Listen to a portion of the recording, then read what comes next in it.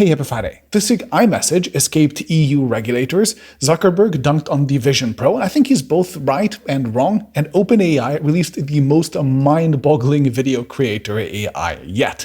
Welcome to the Friday Checkout.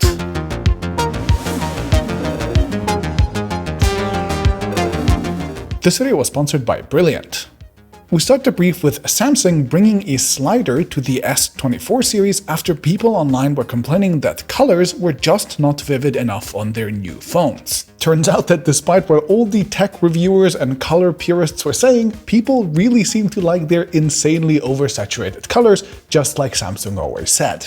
Next up, it really seems like Lenovo's transparent laptop concept is going to be shown off in just a week or two. Fun fact, Samsung had a transparent concept as well back in CES 2010, or about 14 years ago, but maybe by now the technology has become a little bit more mature. Moving on, this week we also learned that Nothing will be launching the Nothing Phone 2A globally on the 5th of March, and according to leaks it will cost $350 for pretty respectable specs, and it will also launch in the US, though only through a limited developer program. Kinda cool. Then, in kind of funny news, Microsoft says that nation-backed hackers like Russia, North Korea, Iran, and China are using ChatGPT and will apparently now be banned. But most interestingly, they weren't actually using it to, find new vectors for attack or something like that, but instead they were just using it, like everyone else, to try to be more productive in what they're doing. That's nice, just casually improving your productivity with ChatGPT as you're hacking foreign adversaries. Very nice. And next, Yamaha announced that they will start supporting hot-swappable batteries for e-bikes, and they will also work with other manufacturers for maximum compatibility.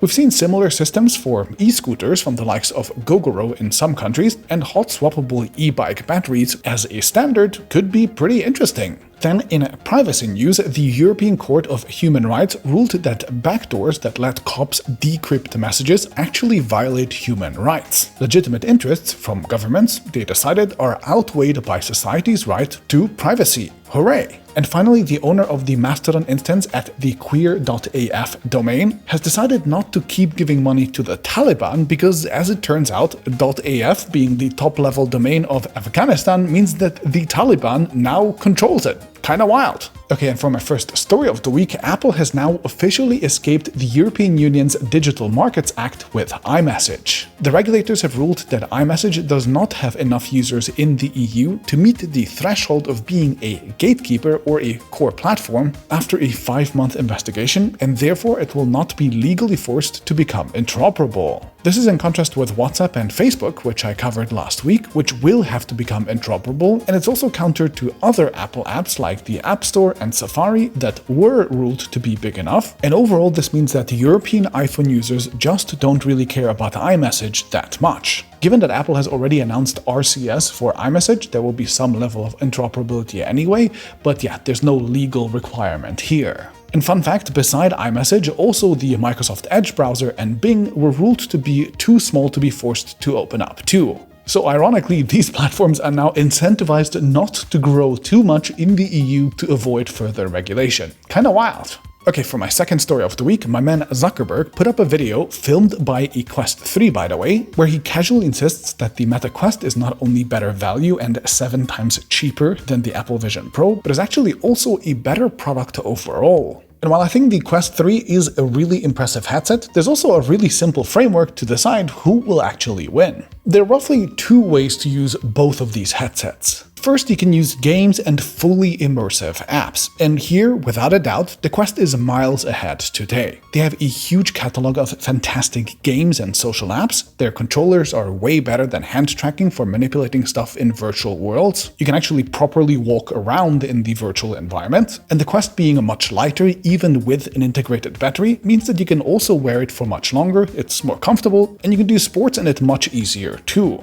And the fact that there are already 20 million people with Quest headsets today actually makes this platform a significantly more attractive one for developers who want to build custom 3D environments and also wants to monetize them, so I fully expect Meta to keep this lead for a good while. But Apple claims that the primary use case for these headsets is not actually VR worlds, but mixed reality with regular 2D windows floating in space. And here, the fact that they already have millions of iPad apps, as well as a tie-in with your Mac, the option to easily easily sync your passwords and files through iCloud, etc., means that Apple has an incomparably better experience. Now the question is, which of these companies is fundamentally right? Like, do people want virtual spaces primarily, like Meta says, or do they primarily want mixed reality, like Apple says? I don't think we'll be able to say definitively for the next couple of years, but either way, Apple is actually in a position that is significantly more comfortable. Sure, Meta has thousands of existing VR games and other experiences right now, but porting those to the Vision Pro is something that Apple can totally achieve in, 3 to 4 years. It is work, but it's actually doable. But on the other hand, Zuckerberg has no chance of getting the millions of existing flat apps on the Quest natively anytime soon. Apple is never going to let iPad apps onto the Quest. Google has already denied the Play Store coming to the Quest despite it actually running Android, and there's no way that a million different developers are going to rebuild their apps just for the Quest, and even if they did, you would still not get things like cross-platform sync with your phone and your computer. So yeah, if Mark is right and people primarily want to have these headsets for the virtual environments,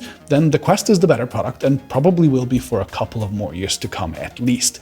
But if Apple is right and people want the 2D floating windows, then the Quest is definitely not the better product and probably won't ever be. Fun fact, I'm working on a massive deep dive about virtual and augmented reality and spatial computing and everything on my TechAltar channel, so stay tuned for that. Okay, my third story of the week is going to be the just announced, absolutely mind-blowing text-to-video tool by OpenAI. The tool is called Sora, which by the way means sky in Japanese, and it generates 1080p videos up to a minute long in response to text prompts. It can apparently follow a narrative, as well as incorporate whatever cinematic style or camera type that you choose, and the results look just incomprehensibly better than anything else that we've seen before. OpenAI is calling this a research product, which they are now red teaming, meaning that they're trying to see if this is secure and if people can generate terrible things with it. And OpenAI also says that they're offering access to a limited number of creators. Sadly, I'm not one of those creators, but if I have to be honest, I'm actually both excited and completely terrified of this future. Now, upon looking closer at some of these videos, I could find a bunch of small inconsistencies everywhere, like these people basically walking into what appears to be a store in an incomprehensible way, or this cat ending up with 2 front left paws, or these zebras on the floor making no real sense, or this chair kind of morphing into shapes that it really shouldn't, etc. And Sam Altman has also been responding with videos to tweets using them as prompts, and these quickly generated videos look significantly less impressive than the demos on the website, with this duck, for example, flying backwards apparently, or this wizard looking more like a PlayStation 3 character. We don't know if all of these videos are just extremely cherry-picked, we don't know if it takes forever to generate them, we don't know if it's insanely expensive to generate them, etc. So,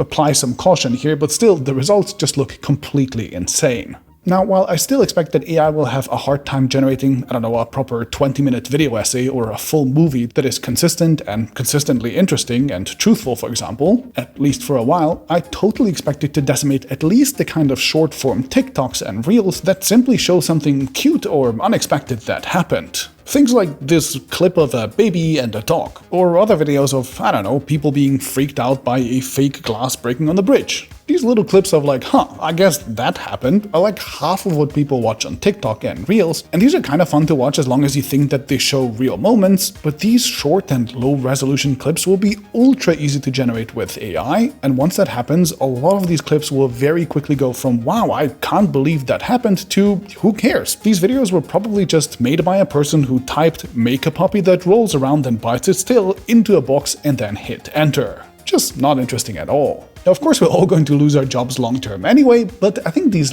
short clips of hey, look at this fun thing that happened, I think that segment is just gonna go away completely pretty soon. Now, given that videos usually require way more processing and storage than images do, I bet that you'll need insane server capabilities for this, and I also bet that Satya Nadella is right now drooling in some corner of his office, just thinking about all the processes that he'll have to provide with Azure as infrastructure. I mean, at this rate, I feel like OpenAI is just going to own everything, and the only way to get things done will be using AI. And if that happens, you probably want to learn how large language models work, and if that's the case, then I have a fantastic course for you over at Brilliant. This is a great course that takes you from really beginner levels of understanding to pretty advanced ones with AI, and like any Brilliant course, it does so by breaking a big topic into many smaller chunks and by making you do interactive exercises after every step to make sure that you practice your learnings right away. Brilliant has courses on a ton of STEM topics like computer science, physics, chemistry, biology, maths, and more, and it's a great resource for students trying to get ahead in school, or for professionals wanting to upgrade their skills, or for anyone who just wants to learn something new for fun.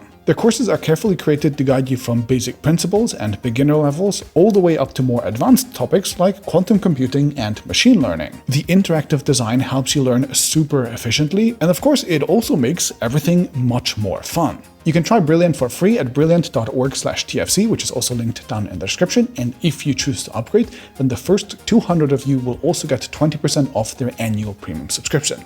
So check them out, happy learning, and I'll see you next Friday.